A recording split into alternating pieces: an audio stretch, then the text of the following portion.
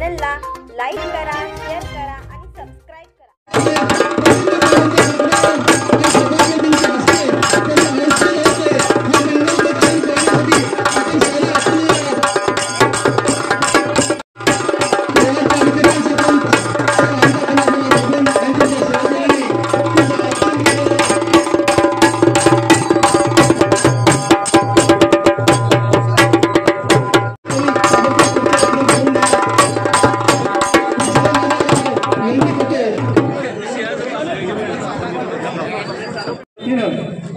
शाहू महाराजांचा सत्कार स्वागत सोहळा संपन्न होत आहे। सर्वांनी टाळ्याच्या कडकडाटात नागरी स्वागत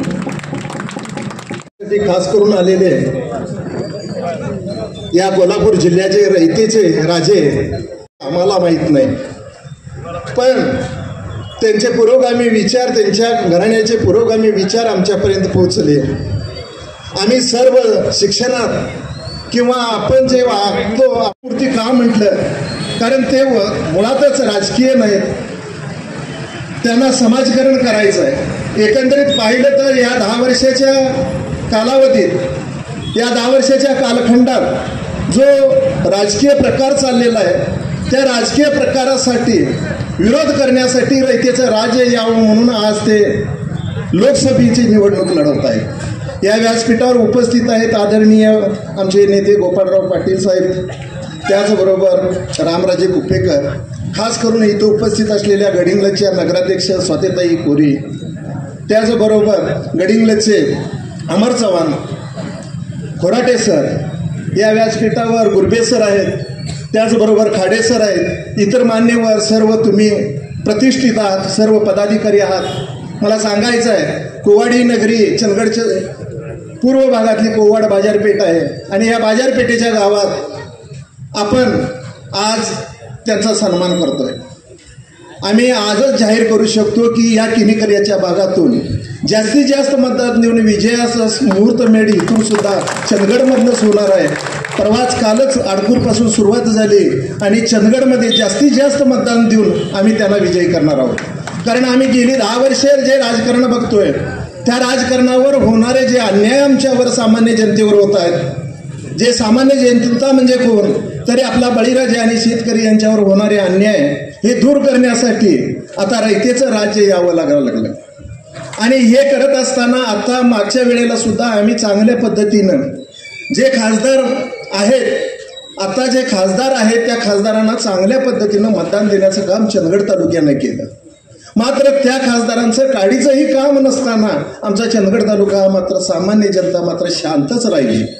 आमचे लोक सहनशीलतेचे आहेत, सामंजस्यपणाने वागणारे आहेत, पण चंदगड तालुका कोल्हापूर जिल्ह्यापासून जरी 150 आणि 200 किलोमीटरच्या जरी बाउंड्रीवर जरी असला, तर पूर्वी शाहू महाराज जे होते ते शाहू महाराज इथे पर्यटनासाठी यायचे आणि जो पर्यटनाचा भाग होता तिथं 10 एकर जमीन होती।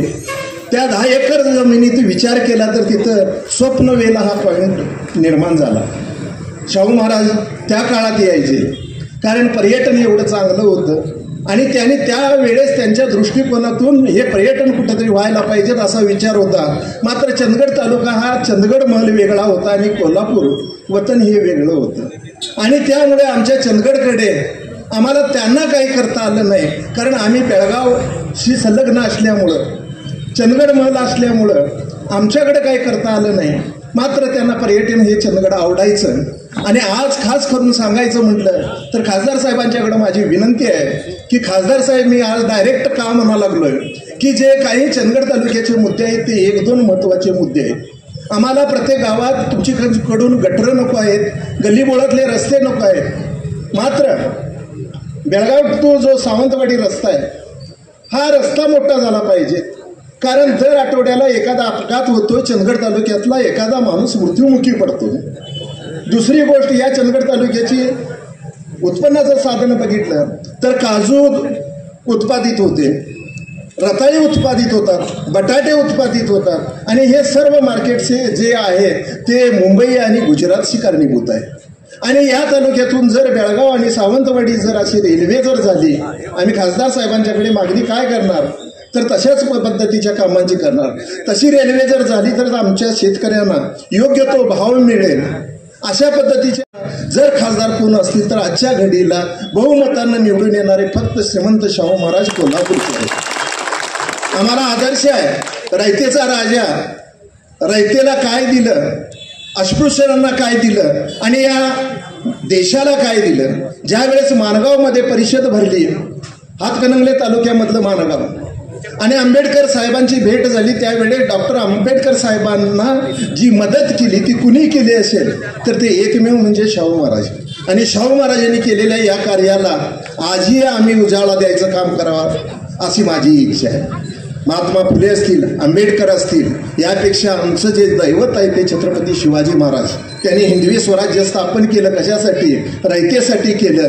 आणि त्याच रयतेसाठी त्यांचेच विचार घेऊन छत्रपती श्रीमंत शाहू महाराज सुद्धा समाजासाठी झटले. आणि आज या श्रीमंत शाहू महाराजांना रयतेचा राजा इथं यावा, या भागातल्या लोकांचा विकास व्हावा, या लोकांच्याकडे समृद्धी यावी अशा विचारानं त्यांनी उमेदवारी मागितलेली नाही, मात्र त्यांना इतर लोकांनी आणि जनतेनं त्यांना दिलेली आहे. आजपर्यंत निश्चित होत नाही विरोधी पक्षातून कोण उमेदवार हे निश्चित होत नाही. त्याचं कारण हेच आहे की जनतेनं, की शाहू महाराजांना, श्रीमंत शाहू महाराजांना जनतेनं दिलेली ही उमेदवारी आहे, कुठल्या पक्षाची किंवा या इतर नाही. आज आपल्याबरोबर त्यांच्यासोबत काँग्रेस आहे. काँग्रेसच्या चिन्हावरती लढत आहेत, त्यांचं चिन्ह हात आहे. मात्र त्यांच्याबरोबर पाठीमागे मशाल आहे, जी बाळासाहेब ठाकरेंची शिवसेना आहे ती त्यांच्या पाठीशी आहे. राष्ट्रवादी त्यांच्या पाठीशी आहे. शरद पवारांनी जे जन्मास घातलेला राष्ट्रवादी आहे तो पक्ष त्यांच्याशी आहे. इतर जनता पक्षाचं सुद्धा काल आम्ही बातमीत वाचलं. जनता पक्ष गडिंग्लज गडिंग्लजमध्ये जनता पक्ष ज्यांनी जिवंत ठेवला ते श्रीपतराव शिंदे, त्यांच्या कन्या स्वाती कोरे मॅडम यांनी सुद्धा त्यांना पाठबळ देण्याचं काम केलंय. कारण एकंदरीत या देशामध्ये पुरोगामी विचाराचे राजे यावेत, या जयतेचं, या रयतेचं कुठंतरी चांगल्या पद्धतीनं विकास व्हावा एवढाच उद्देश ठेवून ते आज उमेदवारी लढवत आहोत. आम्ही किनीकर या भागातील आणि चंदगड तालुक्यातील जनतेला माझं आव्हान आहे की असा राजा यावा, रयतेचा राजा यावा आणि तुमचं आमचं कल्याण व्हावं एवढीच अपेक्षा व्यक्त करतो. आजच्या या ठिकाणी सर्वजण उपस्थित आहात त्याबद्दल तुमचे आभार सुद्धा मानतो आणि तुमचं स्वागत परत पुन्हा करतो आणि थांबतो. धन्यवाद. धन्यवाद. सारख्या व्यासपीठावर असलेल्या इंडिया आघाडीतील सर्वच मान्यवर मंडळी, कोवाड आणि कोवाड पंचकृषीतून आलेले सर्व इंडिया आघाडीवर प्रेम करणारे, त्याचबरोबर सर्व घटक पक्षांचे कार्यकर्ते, पदाधिकारी, बंधू भगिनीनो, कोवाड ग्रामस्थ बंधू भगिनीनो, वेळ खूप कमी आहे. कालचा 28 आणि आजचा 29 हा 2 दिवसीय संपर्क दौरा म्हणून आम्ही ठेवलेला आहे. महाराज साहेबांना संबंध राज्याची माहिती आहे, संबंध देशाची माहिती आहे, ते बाहेर सुद्धा गेलेले आहेत, फॉरेन फिरलेले आहेत. पण आपले उमेदवार जनतेला पाहता यावेत. आपला राजा कसा आहे, रयतेचा राजा कसा आहे, राजेश्री शाहूंचे वारसदार कसे आहेत, राजेश्री शाहूंचे विचार कसे होते आणि महाराज साहेबांना त्या विचारांचा वारसा वसा घेऊन कशा प्रकारे जनतेच्या प्रश्नामध्ये मिसळतात हे पाहण्याचं एक औत्सुक्य जनतेला होतं. आणि म्हणून आम्ही हा दौरा अरेंज केला. आणि काल आम्ही आडकूर, बुजवडे, त्यानंतर पुढं कानूर, चंदगड, त्यानंतर हेरे आणि पाटणेपाट्याला सांगता झाली. खूप लोकांनी उत्स्फूर्त असा सहभाग नोंदवला. तरुण होते, शेतकरी मित्र होते, विविध पक्षांचे पदाधिकारी होते, छोट्या मोठ्या संघटना होत्या. आज आम्ही पुन्हा सुरुवात शिनोळी देवरवाडीच्या वैद्यनाथ आपला जो देवस्थान आहे तिथून सुरुवात केली आणि तुडियाला आम्ही गेलो. तुडियावरून येताना तुर्केवाडी असेल, माणगावसारखं महत्त्वाचं गाव असेल, हे करून कुदनूर आपलं मोठं गाव करून आम्ही कोवाडमध्ये आज आलो. महाराज साहेब हे गाव वेगळं आहे. कोवाडला ऐतिहासिक परंपरा आहे. मगाशी कल्लापांना आमचे मित्र आहेत त्यांनी सांगितले, त्यांना सगळा आवाक आहे. कल्लापांना इथले प्रमुख नेतेच आहेत. पंचकृषीवर त्यांचा बऱ्यापैकी पंचकृषीमध्ये त्यांची ताकद आहे. जनमानसात ते मिसळलेले आहेत. रूट लेवलनं काम करणारा एक सामान्य कार्यकर्ता ज्या वेळेला जनमानसामध्ये मिसळतो आणि त्यांच्या प्रश्नांची जाण घेऊन पुढं काम करत असतो ते खूप वेगळं काम आहे. कोवाड हे असं गाव आहे की 1948 साली ज्या शेतकरी कामगार पक्षाची स्थापना झाली, 3 ऑगस्ट हा क्रांतिसिंह नाना पाटलांचा जन्मदिन. मी मुद्दाम सांगतो महाराज साहेबांना माहिती व्हावं, कदाचित त्यांना माहिती असेल, संदर्भ फक्त देतो. 3 ऑगस्ट 1948ला शेतकरी कामगार पक्षाची स्थापना झाली आणि ऑक्टोबरला म्हणजे अगदी 2 महिन्यानंतर इथं त्यावेळेचे अगदी ताकदवान नेते, शेतकऱ्यांचे नेते शंकरराव मोरे आणि केशवराव जेद यांच्या उपस्थितीत याच कोवाडमध्ये ऑक्टोबर 48ला शेतकरी परिषद झाली होती आणि इथूनच शेतकऱ्यांचा आणि रयतेचा हुंकार पुढे गेला होता, हेही आपण ध्यानात घेतलं पाहिजे. तो खूप मोठा कार्यक्रम आहे, क्रांतिकारक कार्यक्रम आहे. भाई दाजीबा देसाईंच्या नेतृत्वाखाली त्यावेळेचे आमदार नरसिंहराव भुजंगराव पाटील असतील, विखे चव्हाण पाटील साहेब असतील, वैरजी शिरोळकर असतील, या सगळ्याच मंडळींनी त्याच्यामध्ये सहभाग घेतला होता आणि ती परिषद यशस्वी केली होती. त्याचं आजही डॉक्युमेंट सगळं आपल्याकडे आहे. म्हणजे कोवाड हे ऐतिहासिक गाव आहे. आज महाराज साहेबांची उमेदवारी कशासाठी आहे, महाराष्ट्राचं राजकारण कशा पद्धतीनं चाललेलं आहे, देशातलं राजकारण कशा पद्धतीनं चाललेलं आहे, गेल्या 10 वर्षात जे केंद्रात भाजपचं सरकार आलेलं आहे, भाजपची सरकारची नीती काय आहे आणि भाजप सरकारची नीती ज्या एका राष्ट्रीय स्वयंसेवक संघाच्या विचारसरणीवर चालते, त्यांच्यामध्ये शेतकऱ्यांना स्थान काय, त्यांच्यामध्ये महिलांचं स्थान काय आहे, त्यांच्यामध्ये कामगारांचं स्थान काय आहे, आपण बघत आलेलो आहोत. या सगळ्याच वर्गाला भरडून काढण्याचं काम यांनी केलेलं आहे.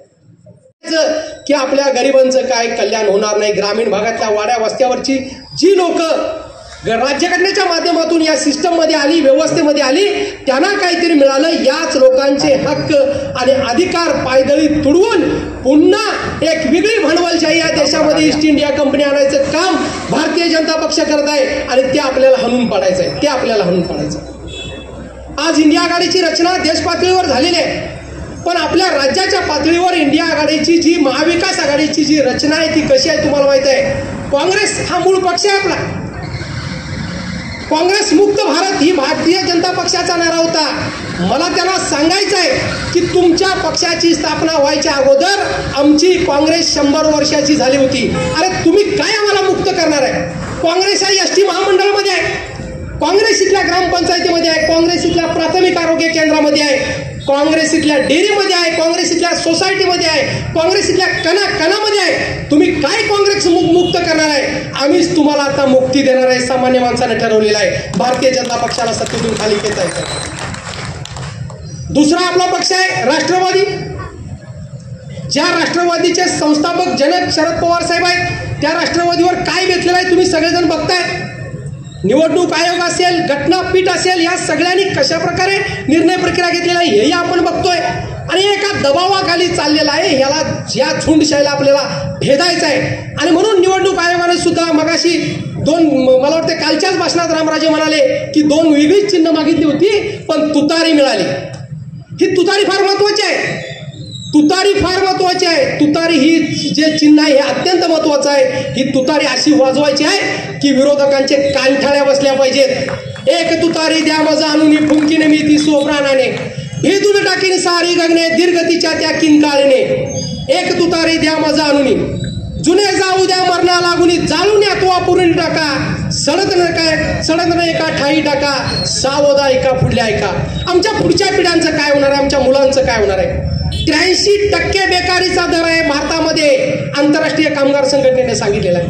म्हणजे शेतकरी अडचणीत, महिला अडचणीत, ग्रामीण लघु उद्योग, कुटीर उद्योग, कोरोना नंतर काय अवस्था आहे. 20 लाख कोटीचं पॅकेज कुठे गेलं, कुणाकडे गेलं आणि ग्रामीण भागातला उद्योग कसा कोरोना नंतर उद्ध्वस्त झाला हे तुम्ही बघत आहात. श्रीमंत एक वेळ श्रीमंत होत होते, पण या देशातले भांडवलदार ज्या वेळेला जगाच्या श्रीमंतांच्या यादीमध्ये 1 वर्षामध्ये, 2 वर्षामध्ये नव्हे 6 महिन्यामध्ये ज्यावेळेला येतात त्यावेळेला आमचा पैसा डल्ला तिकडा मारला जातो. नरेंद्र मोदी हे 14वे पंतप्रधान आहेत. ह्याच्या अगोदर या देशात 13 पंतप्रधानांनी आपलं काम केलेलं आहे, पण रिझर्व्ह बँकेच्या गंगाजळीवर कुणी डल्ला मारला नव्हता. नरेंद्र मोदींनी रिझर्व्ह बँकेच्या गंगाजळीत ते या देशातल्या सर्वसामान्य माणसाच्या कष्टाचे घामाचे पैसे जमलेले आहेत, त्याच्यावर 3 वेळा डल्ला मारून 1,70,000 कोटी रुपये काढलेले आहेत आणि या भांडवलदारांच्या घशात, श्रीमंतांच्या घशात घातलेले आहेत. हे राजकारण आहे, समजून घेणं गरजेचं आहे. आणि शेवटची आपली जी मशाल उद्धव बाळासाहेब ठाकरे, शिवसेना आपल्या सोबत आहे. आणि ही मशाल काय आहे, ही मशाल आहे. ही मशाल आपल्याला पुढे न्यायची नाही, पुढे न्यायची आहे. उषटकाल होता होता काळ रात्र झाली, अरे पुन्हा आयुष्याच्या पेटवा मशाली. ही मशाल आणि तुतारी एका हातात घ्यायची आणि दोन्ही हात आहेत ते काँग्रेसचे बळकट हात आहेत. याच्या बरोबर शेतकरी संघटना आहे. बाळासाहेब आंबेडकरांची आपल्या सन्माननीय वंचित बहुजन आघाडी आहे. हा वंचितांचा हुंकार आहे. बाळासाहेब आंबेडकरांची मैत्री ही आंबेडकर साहेबांची मैत्री आणि राजर्षी शाहूंचं नातं मगाशी कल्लापानांनी सांगितलेलं आहे. जसं सयाजीराव गायकवाड महाराजांनी आणि आंबेडकरांची मदत मिळाली बाबासाहेबांना, ती कोल्हापूरच्या छत्रपती गादींची मिळालेली आहे. त्यामुळे शाहू फुले आंबेडकरांचा विचार आणि हा त्रिवेणी संगम हाच रयतेचा विचार आहे. आणि हेच छत्रपतींचं राज्य होतं म्हणून शिवाजी महाराजांचं राज्य हे रयत्याचं राज्य वाटत होतं. हेच रयतेचं राज्य आणण्यासाठी आपण महाराज साहेबांना गळ घातलेले आहे. आणि म्हणून बंटी पाटील साहेब असतील किंवा शरद पवार साहेब येऊन भेटलेले असतील, पहिल्यांदा उद्धव ठाकरे साहेबांनी जी संमती दिली, कारण प्रबोधनकार ठाकरेंचा आणि शाहू महाराजांचा संबंध होता, वैचारिक संबंध होता. आणि प्रबोधनकार ठाकरेंची लेखणी ही तलवारीपेक्षाही अत्यंत दर्जेदार होती. आणि त्याच प्रबोधनकार ठाकरेंचे नातू बाळासाहेबांना येऊन भेटले पंतू. आणि या सगळ्या गोष्टीमध्ये महाराज साहेबांची उमेदवारी फिक्स झालेली आहे. आणि आपण जनतेनं महाराज साहेबांना गळ घालून महाराज साहेबांना या रिंगणात उतरवलेलं आहे. आणि म्हणून कालचं हेडिंग सांगतो की लढाईची वेळ आली आणि म्हणून महाराज साहेब लढायला तयार झाले. त्यावेळेला आपण सुद्धा लढाईची तयारी ठेवली पाहिजे. वाड्या वस्त्यावर जाणं हे भाजपचे धर्मात भेद, जातीमध्ये भेद आणि हे सगळे भेदाभेदाचं राजकारण आपल्याला संपुष्टात आणायचं आहे. आणि राज्यघटना जी आपली आहे, ज्या संविधानाने सामान्य माणसाच्या हिताचा विचार केला, ते संविधान सुद्धा टिकवायची आपली जबाबदारी आहे. आणि ही जबाबदारी टिकवायचं काम संसदेत बसणारे, धोरण बनवणारी माणसं असतात. तिथंच आपल्या खासदारांना, आपल्या उमेदवारांना पाठवायचं आहे. आणि हे पाठवण्याची जबाबदारी तुमची आमची आहे. एवढंच भावाने मी तुम्हाला सांगतो, रात्र वैरायची आपण कोणी झोपायचं नाही. 7 मे पर्यंत सतत आपण कामात राहायचं. जिथं जाऊ, चावडी असेल, शेत असेल आणि काय असेल, कामाची निमित्तानं आपला विषय एकच, इंडिया आघाडी आणि भाजपचा पराभव. हाच डोकीत विचार करून आपण काम केला तरच आपलं राज्य येणार आहे. एवढंच मी सांगतो आणि थांबतो. जय हिंद, जय महाराष्ट्र. धन्यवाद पाटील साहेब. तुम्ही तुतारी आणि श्रीमंत शाहू महाराजांच्या प्रचार दौराच म्हणावा लागल. या प्रचार दौऱ्यासाठी व्यासपीठावर असलेले श्रीमंत शाहू महाराज पिढ्या वय वर्षे 7 ते वय वर्षे 97 वर्षापर्यंत, आणि त्यातल्या त्यात चंदगडमध्ये जास्त का म्हणतो तर आम्ही फिरताना बघितलं, जिथं जाईल तिथं प्रत्येक गावात शिवाजी महाराजांचा पुतळा आहे. ज्यावेळी गावात पुतळा बांधतोय, गावात देऊळ बांधताना काय मागणार तर कुटुंबाचं कल्याण कर म्हणणार, पण गावात पुतळा बांधताना काय म्हणणार, रयतेचं कल्याण कराच्या राजाचा पुतळा प्रत्येक गावात आकारणाऱ्या या चंदगड तालुक्यातील कोवाड नगरी. आज माझ्या अगोदर बोलताना पाटील साहेबांनी सांगितलं की या देशाची परिस्थिती आणि या सगळ्या गोष्टी, मित्रांनो, गेल्या 10 वर्षापूर्वी 14 पंतप्रधान झाले आणि 13 पंतप्रधानानंतर 10 वर्षापूर्वी 14वा पंतप्रधान म्हणून मोदी साहेब खुर्चीवर बसले. पहिल्या दिवशी आले त्या दिवशी त्यांनी काय सांगितलं की प्रत्येकाच्या खात्यात 15 लाख रुपये जमा करणार म्हणून सांगितलं. मग हे कुठलं म्हटले तर 65 वर्षे त्यावेळी झालेली होती. 65 वर्षात काळा पैसा ज्यांनी मिळवला आहे त्या सगळ्यांचा पैसा आणणार आणि गरिबाच्या घरात खात्यावर काय करणार तर प्रत्येकाच्या खात्यावर 15 लाख रुपये जमा करणार म्हणून कोणी सांगितलं तर मोदी साहेबांनी सांगितलं. की तिथंच थांबले नाहीत, प्रत्येकांना सांगितले, एक वेळ त्याच्यानंतर सांगितले, त्याच्यानंतर कोरोनाचा काळ आला आणि सांगितले पंतप्रधानांनी प्रत्येकाने ताटं वाजवा म्हणून सांगितलं. त्या पद्धतीनं लोकांनी ताटं वाजवली. त्याच्यानंतर काय जर प्रकार केला असेल, नोटाबंदीसारखा प्रकार आणला आणि काय सांगितलं, आज रात 12 बजे से कल तक जी 1000 रुपयाची नोट असेल ती कागद हो जाएगा म्हणून सांगितलं. त्या सगळ्याच्या उत्तरातनं आपल्याला काय वाटायला लागलं की आम्हाला सामान्य माणसाला कुठंतरी चांगलं दिवस येणार. मोदी साहेबांनी ताटं वाजवा, आम्ही ताटं वाजवली. मोदी साहेबांनी नोटाबंदी म्हटल्या, त्याचं काय पडसाद उमटली जर बघितला तर ज्यावेळी आम्ही म्हशीचं दूध घालत होतो आणि ते डेअरीत पैसे मागायला गेलं तर त्या दिवशीचा डेअरीचा सेक्रेटरी म्हणायचा की नोटाबंदी झाली, या पैसे नाही आहेत. मग त्या दिवशी आम्ही काय करायचं, दुकानच्या दरच्या दारात जायचं, घरात पैसे असायचे पण तेल आणायचं झालं तर पैसे नाहीत, मीठ आणायचं झालं तर पैसे नाहीत. संसार कसा थाटायचा हे जर कुणाला कळालं असेल, श्रीमंताच्या घरात दुकानात फोन गेला तर नक्की बाजार उधरी मिळत होता, पण गरीबाला कोण उधरी देत नव्हतं, कारण का त्याच्याकडे नोटाच नव्हत्या. ही परिस्थिती कुणामुळे भोगायला लागली? नरेंद्र मोदी साहेबांच्यामुळे भोगायला लागली. त्याचं उत्तर काय? आपल्याला वाटलं नोटाबंदी केल्यानंतर काळा पैसा नक्की सगळ्यांच्याकडे कुठंतरी येणार, प्रत्येकाच्या घरात खात्यावर 15 लाख रुपये सांगितलेलं, हे नोटाबंदी झाल्यानंतर काळा पैसा प्रत्येकाच्या खात्यावर जमा होणार. हा काळा पैसा मित्रांनो गेला कुठं? जेवढा नोटा छापलेल्या होत्या RBIनं जेवढ्या नोटा छापलेल्या होत्या त्या सगळ्या नोटा RBIकडे जमा झाल्या, ते पुन्हा मार्फत झाल्या. भाजपच्या एखाद्या कार्यकर्त्यानं सांगायचं 20% दे, मी तुझ्या नोटा बदलून देतो. 2-2 वर्षे नोटा बदलून दिल्या. अरे कुणाला नोटा बदलून दिल्या? काय चालवला तुम्ही? 2 नंबरनं कसं पैसे मिळवायचं जर कुणी शिकवलं असेल तर ते भाजपनं शिकवलं. सांगण्याचं तात्पर्य इतकं होतं, ज्यावेळी मनमोहन सिंग साहेबांचं सरकार होतं त्या दिवशीचा पेट्रोलचा दर मला जरा सांगा. त्या दिवशीचा पेट्रोलचा दर 60 रुपये ते 65 रुपयेपर्यंत होता. त्या दिवशीचा डिझेलचा दर काय होता? त्या दिवशीचा डिझेलचा दर 60-65 ते 70 रुपयाच्या, त्याच्यापेक्षा पेट्रोलच्या दरापेक्षा डिझेलचा दर हे कमी असायचा. सांगण्याचं तात्पर्य इतकं आहे, त्या दिवशी डिझेल आणि पेट्रोलवरचे टॅक्सेस किती होते? त्या दिवशी 7 रुपये होते. आज 2024 साली डिझेल आणि पेट्रोलवरचे टॅक्सेस किती रुपये झाले? 19 रुपये 52 पैसे हे डिझेल आणि पेट्रोलवरचे टॅक्सेस झाले. डिझेल आणि पेट्रोलचाच नुसता दर वाढला नाही, तर त्यावेळी मोटरसायकल आम्हाला 50,000 रुपयाला मिळत होती. मोटरसायकल कोण घेतोय? मोटरसायकल सेंटरिंगला जाणारा कामगार घेतोय, गवंडी काम करणारा कामगार घेतोय. आता मानत ताकद राहिने म्हणून वाड्याला जाणारा शेतकरी घेतोय. लागवडीचं पोतं कुठं गाडी चालत घेऊन जाऊ म्हणून शेतकरी मोटरसायकल घेतोय. आज त्या मोटरसायकलची किंमत किती रुपये झाली? त्या मोटरसायकलची किंमत लाख रुपयाच्या वर. कसली बी या CD 100 पासून कुठलीही गाडी या लाख रुपयाच्या वर झाली.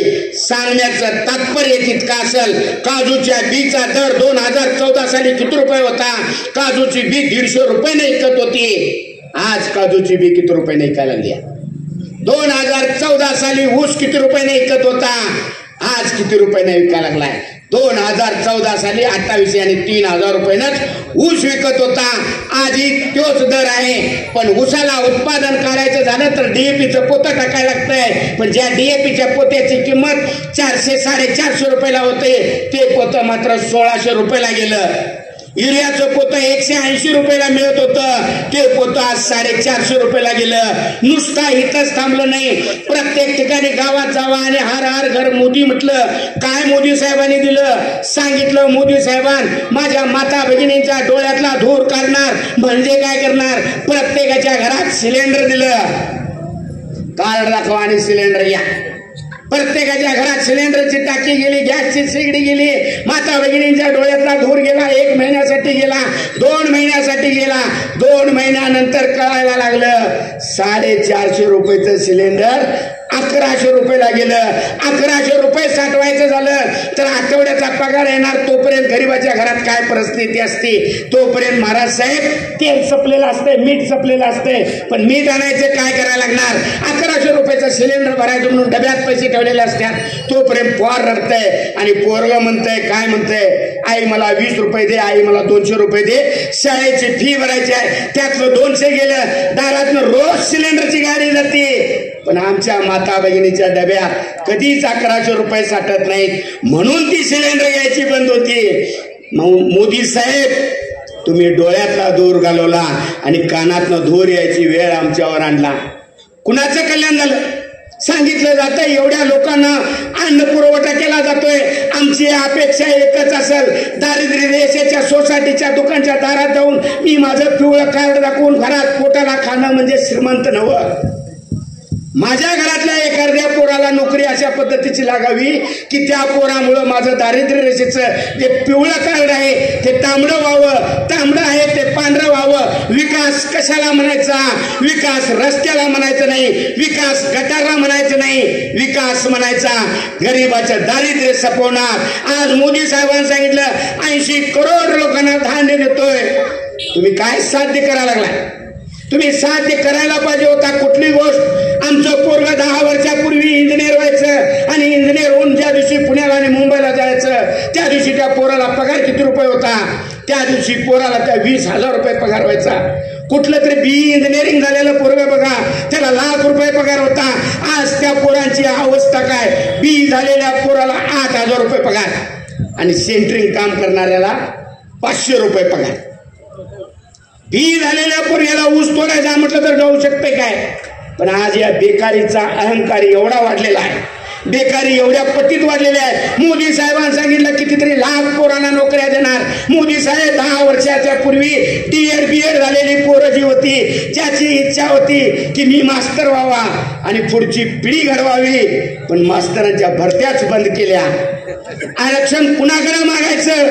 आरक्षणासाठी जो माणूस जो आज एका रात्री सांगितला की उद्या सकाळी तुम्ही एवढ्या लोकांनी गोळा व्हायला पाहिजे, 4 वाजताच्या माणसानं 4 वाजता लाखो लोक जमा व्हायचे, त्या माणसाचं नाव कोण असेल तर जरांगे पाटील म्हणून जन्माला आला. त्यानं कशाची अपेक्षा केली?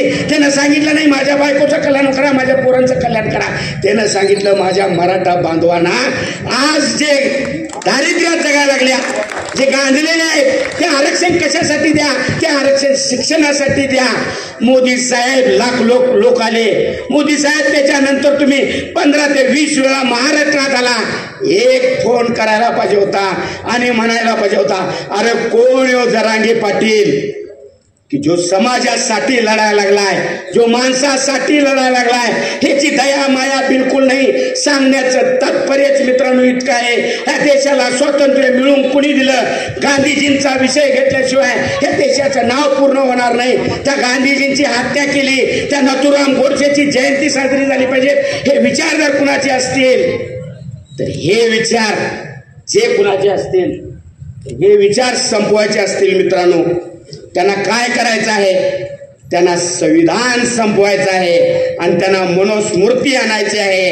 आणि आज सांगतो तुम्हाला, या सगळ्याचं उत्तर एक असेल, महाराज आज निवडणूक कशासाठी लढायला लागले? वय म्हणणार नाही 2 मिनिटासाठी आहे का? माणसाचं वय श्रेष्ठ नसतंय, माणसाचे विचार श्रेष्ठ असतात. राजे कुणाचे आहेत? ज्या राजाने सांगितलं माझ्या रयतेच्या काडीच्या देठाला सुद्धा धक्का लागणार नाही, अशा पद्धतीचं राज्य तयार केलं ते छत्रपती शिवाजी महाराज. आणि त्यांचे वंशज जर कोण असतील ते शाहू महाराज. त्या शाहू महाराजांनी आज कशासाठी निवडणूक लढायची ठरवली? जरांगे पाटलांच्या पहिल्यांदा उपोषणला जाऊन जर कोण उभारले तर शाहू महाराज साहेब उभारले. शेतकरी संघटनेनं कोल्हापूरमध्ये चक्काजाम केला. त्या शेतकरी संघटनेचं आंदोलन संपलं पाहिजे म्हणून सुरुवातीला मध्यस्थी कुणी केली? ते शेतकरी कशासाठी होते? ऊसाचं 200 रुपये मिळालं पाहिजेत म्हणून तिथं जाऊन जर कोण उभारले तर शाहू महाराज. हिंदू मुस्लिमांची कोल्हापूरमध्ये पहिल्यांदा दंगल झाली, त्या दंगलीत चौकात उभारायची जर धाडस कुणी केलं ते शाहू महाराज. मोदी साहेब तुम्ही काय करायला लागलाय? तुम्ही एकच करायला लागलाय. आमच्या लोकांना एवढंच सांगायला लागलाय की ते 2019ला तुम्ही इलेक्शन जिंकला, ती पोलबामा दाखवली. आज एकच करा, जे देश आहे हा देश संविधानावर चाललाय आणि संविधान कशावर लिहिलं? डॉक्टर बाबासाहेब आंबेडकरांनी या सगळ्यांनी कशावर लिहिलं असेल तर छत्रपती शिवाजी महाराजांच्या पासून जे जे महात्मा झाले त्या महात्म्यांनी जो इतिहास मांडला त्या इतिहासावर संविधान लिहिलं. मित्रांनो आज एक काम करूया, कळकळीची विनंती आहे तुम्हाला, ही निवडणूक महाराज फक्त एका संविधानासाठी लढायला लागल्यात. ही लोकशाही जिवंत राहिली पाहिजे म्हणून लढायला लागल्यात. महाराजांना राजकारण करायचं नाही आहे, पण महाराजांना दिसायला लागले ज्या दिवशी देशाला स्वातंत्र्य मिळालं त्याच्यानंतर परत जर काय लढाई करायला लागणार? 10-20 वर्षानंतर परत आपल्याला कुठली लढाई करायला लागणार? परत एकदा देश स्वातंत्र्यासाठी लढाई करायला लागणार काय? आणि त्या दिवशी पुढची पिढी तुम्हाला विचारणार त्या दिवशी तू काय करालतास? तर त्या दिवशी तुम्हाला आणि मी सांगणार की 2000 रुपये मोदीचं मिळालं म्हणून मी गप बसलो. तो 2000 नुसताच म्हणणार नाही, गहू 15 किलो मिळालता आणि तांदूळ मिळालता म्हणून मी गप बसलो. तो ही नियत माफ करणार नाही. भविष्यात स्वातंत्र्याची लढाई करायची नसेल तर 2024ला भाजप हात पार करणं हा एकच प्रत्येकाच्या डोळ्यासमोरचा नारा ठेवूया एवढी अपेक्षा व्यक्त करतो. आणि मी मला दिलेल्या वेळेपेक्षा जास्त बोललो असं वाटतंय, त्यामुळे तुमच्या सगळ्यांची दिलगिरी व्यक्त करतो. बोलण्याचं तात्पर्यच इतकं आहे, आजपासून तुम्ही सगळ्यांनी मी शाहू महाराज आणि माझा राजा देशात 1 नंबरनं निवडून यायला पाहिजे ही अपेक्षा बाळगतो आणि थांबतो. जय हिंद, जय महाराज. धन्यवाद अहमद साहेब. तुम्ही असंच बोलावं आम्ही आणि रात्रभर असं ऐकावं असं वाटत होतं. तुमचा माहोल असा जमून आला होता, पण वेळच इतकी अपुरी आहे. त्यामुळे मी आदरणीय मतदारसंघाचे इंडिया आणि महाविकास आघाडीचे अधिकृत उमेदवार आदरणीय छत्रपती शाहू महाराज साहेब, विचारमंचावर उपस्थित सर्व मान्यवर, विचारमंचासमोर उपस्थित सर्व मान्यवर, वेळ खूप झालेला आहे याची मला जाणीव आहे, कल्पना आहे. पण छत्रपती शाहू महाराज साहेबांना मत देणं का गरजेचं आहे हे इथं जमलेल्या तरुण मुलांना समजावं. कारण हा मतदार जो आहे, जो पहिल्यांदा आपल्या मतदानाच्या हक्काची अंमलबजावणी करणार आहे, त्यानं मत कुणाला दिलं पाहिजे ह्याची जाणीव या तरुण मतदारांना झाली पाहिजे. कारण आज जे लोक थोडे विचारानं परिपक्व होतात, ज्यांना विचार करायला परिपक्वता आलेली असते, त्यांना माहीत आहे या देशात काय चाललेलं आहे. आज देशाची परिस्थिती पाहता सगळ्याच माझ्या आधीच्या वक्त्यांनी सांगितलं की संविधान धोक्यात आहे, लोकशाही धोक्यात आहे, शेतकरी अडचणीत आहे, महिला अडचणीत आहेत, शेतकऱ्याचं जगणं नामोहरम झालेलं आहे. दिल्लीच्या बॉर्डरवर बसलेल्या शेतकऱ्याची अवहेलना या दिल्लीत बसलेल्या राज्यकर्त्यांनी चालू केलेली आहे. शेतकरी आपली मतं मांडू शकत नाहीत, न्याय हक्कासाठी लढू शकत नाहीत, अशी या देशात परिस्थिती निर्माण झालेली आहे. महिला तरी कुठं सुरक्षित आहे? मणिपूर सारख्या आपल्या एका राज्यात एका महिलेची विवस्त्र धिंड काढली जाते, तिच्यावर अत्याचार केले जातात आणि त्या नराधमांवर कोणतीही कारवाई केली जात नाही. आज या देशातल्या महिला सुरक्षित आहेत? ऑलिम्पिकमध्ये देशासाठी पदकं मिळवून आणणाऱ्या मुली, खेळाडू या देशात सुरक्षित नाहीत. या देशात कुणीच सुरक्षित नाही, ना कामगार सुरक्षित आहे, ना लहान मुलं ज्यांच्यासाठी 100 वर्षापूर्वी छत्रपती शाहू महाराजांनी शाळा काढल्या, वाड्या वस्त्यांवरती शाळा सुरू केल्या, त्या लहान मुलांच्या शाळा बंद करण्याचा घाट या राज्यकर्त्यांनी घातलेला आहे. सरकारी शाळा बंद पाडायच्या आणि खाजगी शाळांना चालना द्यायचं धोरण या राज्यकर्त्यांनी चालू केलेलं आहे. गोरगरिबांच्या मुलांनी शिकूच नाही. 100 वर्षापूर्वी राजर्षी शाहू छत्रपतींनी शिक्षणाशिवाय माणसाची उन्नती होणार नाही, प्रगती होणार नाही चांगलं, ती प्रगतीच खुंटवण्याचं काम हे देशातलं सरकार करायला लागलेलं आहे. त्याचा विचार आपण करणार आहे की नाही? देशातली परिस्थिती बघितली तर 5 वर्षापूर्वी पुलवामा घडवून आणला, आम्हाला वाटलं आमच्या देशासाठी या सरकारनं खूप काही केलं, आम्ही आंधळेपणानं मतदान केलं. आता यावेळी काय आहे तुम्हाला सगळ्यांना माहीत आहे. जय सियाराम म्हणायचं आणि तरुणांची माती भडकवायची. आमच्या हृदयात राम आहे, आमच्या सगळ्यांच्या हृदयात राम आहे. त्याचं प्रदर्शन जगासमोर करण्याची आम्हाला इच्छा नाही. माणसानं धर्म पाळावा, जात पाळावी, ती आपल्या उंबऱ्याच्या आत, उंबऱ्याच्या बाहेर असावी, ती माणुसकी असावी. यात तर सगळ्यांचं रक्त लाल आहे, सगळ्यांना 2 हात 2 पायच आहेत. मग कशासाठी जाती जाती धर्माधर्मात तेढ निर्माण करायचं काम या सरकारनं चालवलेलं आहे. आम्हाला हे काहीही मान्य नाही. महाराष्ट्रात जे चालू आहे तेही आम्हाला मान्य नाही. इतकी वाईट महाराष्ट्राच्या राजकारणाची दशा यापूर्वी कधीही झालेली नव्हती. ईडीचं भय दाखवायचं. मगाशी आजच मी बघितलं 840 कोटींचा घोटाळा केलेले प्रफुल्ल पटेल यांनाच क्लीन चिट मिळाली अशी बातमी आज आपण बघायला लागलेलो आहे. 840 कोटींचा घोटाळा करा, भाजपमध्ये या, तुम्हाला क्लीन चिट दिली जाईल. 65,000 कोटींचा सिंचन घोटाळा करा, भाजपमध्ये या, तुम्हाला क्लीन चिट दिली जाईल. आणि आदर्श घोटाळा करा, भाजपमध्ये या, क्लीन चिट दिली जाईल. महाराष्ट्र सदनाचा घोटाळा झाला, भुजबळ साहेबांना तुरुंगात जावं लागलं, त्यांनी भाजपला साथ द्यायची ठरवली, क्लीन चिट मिळाली. म्हणजे जे आता भाजपचा सरळ अजेंडा असा आहे, मोठ्यातले मोठे घोटाळे करा आणि आमच्याकडे या, आम्ही तुम्हाला क्लीन चिट द्यायला तयार आहे. मग जो भाजप, जे मोदी हा देश भ्रष्टाचार मुक्त करणार असं म्हणत होते, हा देश काँग्रेस मुक्त करणार असं म्हणत होते, तो आज सगळ्यात जास्त भ्रष्टाचार करणारा पक्ष आहे असं म्हटलं तर वावगं ठरणार नाही. सगळ्या भ्रष्टाचाऱ्यांना आपल्या छताखाली पनाजनी दिलेली आहे, ते भ्रष्टाचारी नाहीत असं कुठल्या तोंडानं म्हणायचं? ईडीची भीती दाखवायची, इलेक्टोरल घोटाळा, बॉन्डचा घोटाळा, निवडणूक रोखे, मोठमोठ्या कंपन्यांना ईडीची धाड टाकायची, त्यांच्याकडनं कोट्यावधी रुपयांचे रोखे घ्यायचे. म्हणजे जे वर्तमानपत्र जर आपण वाचत असू तर आपल्या लक्षात येईल की ज्यांच्यावर ईडीची धाड पडलेली आहे त्यांच्याकडनं भाजपनं निवडणूक रोखे घेतलेले आहेत आणि भाजपनं निवडणूक रोखे घेतल्यानंतर त्यांना स्वच्छ करून टाकलेलं आहे, क्लीन चिट दिलेली आहे. हे मान्य करायचं काय आपण?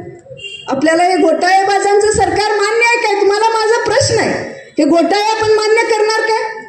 आदल्या दिवशी मोदी सांगतात 65,000 कोटींचा घोटाळा केलेला तुरुंगात जाईल. दुसऱ्या दिवशी तोच घोटाळेबाज या महाराष्ट्र राज्याचा उपमुख्यमंत्री होतोय. याचं सारखं दुसरं दुर्दैव ते या महाराष्ट्र राज्याचं काय? सगळे घोटाळेबाज एका बाजूला झालेले आहेत. त्यामुळे जे इंडिया आघाडी आहे, महाविकास आघाडी आहे, ती स्वच्छ लोकांची आघाडी राहिली असं आता मला म्हणायचं. त्यामुळं आपल्या सगळ्यांची जबाबदारी खूप वाढलेली आहे. आपण छत्रपती शिवाजी महाराज की जय असा नारा देतोय, अशा घोषणा देतोय, आपलं स्फुल्लिंग चढतंय, स्फुरण चढतंय, शिवजयंती आपण थाटात साजरी करतोय. तेवढ्याच पुरतं शिवाजी महाराजांचं वरचं प्रेम आपण दाखवायचं काय? ज्या शिवाजी महाराजांनी आपल्यावर असंख्य उपकार करून ठेवले, ज्यांनी स्वराज्याची निर्मिती केली, त्या शिवाजी महाराजांच्या उपकारातून उतराई होण्याची संधी या लोकसभेच्या निवडणुकीच्या निमित्तानं आपल्याला मिळालेली आहे. त्यांचे वंशज महाराज साहेब आज आपल्याला उमेदवार म्हणून लाभलेले आहेत. त्यांना मत देऊन या उपकारातून उतराई व्हायचं हे आपण ठरवायचं आहे. काका बापा समान काकांना फसवून त्यांच्या पार्टीत खंजीर खुपसून राष्ट्रवादी पक्ष फोडून फडणवीस साहेबांनी तर इंग्रजांचं डिवाइड अँड रूल धोरण अवलंबलेलं आहे. तोडाफोडाने राज्य करा. महाविकास आघाडी फोडली, आपलं राज्य सुरू केलं. मग बापा समान असलेल्या काकांना हे सगळं जे तुम्हाला दिलं त्याच्या पाठीत तुम्ही खंजीर खुपसला, हे महाराष्ट्राला मान्य झालेलं नाही. बाळासाहेब ठाकरेंची शिवसेना तुम्ही फोडली, हे आम्हाला मान्य झालेलं नाही. आता छत्रपती शिवाजी महाराजांचं स्वराज्य धोक्यात आलेलं आहे, आपलं संविधान धोक्यात आलेलं आहे, आपली लोकशाही धोक्यात आलेली आहे. आपण समजून घेतलं पाहिजे. 100 वर्षापूर्वी छत्रपती राजर्षी शाहू महाराजांनी आपल्यासाठी जे करून ठेवलं, मग ते राधानगरीचं धरण असेल, वाड्या वस्त्यावरती उभा केलेल्या शाळा असतील, किंवा सगळ्या धर्मातली पोरं शिकली पाहिजेत म्हणून कोल्हापूरसारख्या ठिकाणी प्रत्येक धर्मासाठी बांधलेली वसतिगृह असतील, असंख्य कामं. जर राजर्षींनी केलेली कामं सांगायची म्हटली तर मला तुम्ही बसा म्हणून सांगाल, कारण आपल्याला वेळच पुरणार नाही. एवढे असंख्य उपकार राजर्षी शाहू महाराजांनी आपल्यावर करून ठेवलेले आहेत. त्या राजर्षी शाहू महाराजांचे थेट वंशज आणि आम्ही का छत्रपती शाहू महाराज साहेबांना मत द्या म्हणून सांगायला लागलो. मी जनता दल सेक्युलर पक्षाची आहे. माझ्या वडिलांनी आयुष्यभर जनता दल सेक्युलर पक्षाचं काम केलं. जीवनात पहिल्यांदा हक्काचा प्रचार करायला मी उभी राहिलेली आहे. का? हे आपण समजून घेतलं पाहिजे. ही महायुती असेल किंवा ते UPAचं सरकार असेल, त्यांना जर ह्या अब की पार भाजप तडीपार असं म्हणायचं असेल तर अतिशय निष्कलंक चारित्र्याचे, अतिशय निर्मळ मनाचा राजा म्हणजे महाराज साहेब आपल्याला भेटण्यापूर्वी सुद्धा आमच्या मनात काही वेगवेगळे गैरसमज होते की राजांसमोर जायचं कसं, बोलायचं कसं. पण अतिशय निर्मळ मनाचा राजा, अतिशय सर्वसामान्य लोकांप्रमाणे असणारा राजा, अतिशय संवेदनशील मनाचा राजा, दुसऱ्याच्या दुःखानं दुःखी होणारा आणि दुसऱ्याच्या सुखात सुख मानणारा राजा आपल्याला उमेदवार म्हणून मिळालेला आहे. आपलं भाग्य आहे. मी सगळ्यांना अतिशय तळमळीनं हात जोडून विनंती करते की आपलं मत शाहू महाराजांना, याचाच अर्थ आपलं मत संविधानाला, आपलं मत शाहू महाराज साहेबांना म्हणजेच आपलं मत लोकशाहीला, आणि आपलं मत शाहू महाराजांना म्हणजे आपलं मत आपल्या आत्मसन्मानाला. आपला आत्मसन्मान जर जागा ठेवायचा असेल, आपलं संविधान आणि लोकशाही जर टिकवायची असेल तर छत्रपती शाहू महाराज साहेबांना मत देणं ही काळाची गरज पडलेली आहे. छत्रपती ह्यापेक्षा खासदार हे पद निश्चितपणे मोठं असणार नाही, आपण हे सगळेच मान्य करतोय. पण हा राजा रयतेसाठी, ह्या अन्यायाला वाचा फोडण्यासाठी, अन्यायाविरुद्ध बोलण्यासाठी, आपल्या सगळ्यांचं रक्षण करण्यासाठी, या लोकशाहीला आणि संविधानाला वाचवण्यासाठी त्या निर्मळ मनाचा निष्कलंक राजा आपल्यासाठी मैदानात उतरला, ह्याची जाणीव आपल्याला सगळ्यांना झाली पाहिजे. या येणाऱ्या 7 मेला आपण सगळ्यांनी हा त्या चिन्हासमोरचं बटन दाबून महाराज साहेबांना मोठ्या मताने निवडून देऊया असं आव्हान या निमित्तानं करते. संयोजकांनी मला बोलण्याची संधी दिली त्याबद्दल संयोजकांचे आभार मानते आणि माझं मनोगत थांबवते. जय हिंद, जय महाराष्ट्र. आपल्या महाविकास आघाडी, शिवसेना गट, शरदचंद्र पवार साहेबांचा पक्ष, काँग्रेस पक्ष, वंचित आघाडी आणि सर्वच संभाजीराव देसाई, महाराष्ट्र केसरी विष्णू जोशीलकर, कल्लाप्पा, पण आपल्या विचाराने आपलं वळण ठरवायचं आहे. म्हणूनच आज इथं जास्त न बोलता विलास पाटील, विष्णू गावडे, जनार्दन देसाई, मारुती भोगन, कोवड भगिनींनो, बराच वेळ झालेला आहे, आपल्याला सगळ्यांना थांबावं लागलंय. मी एवढंच आपल्याला सांग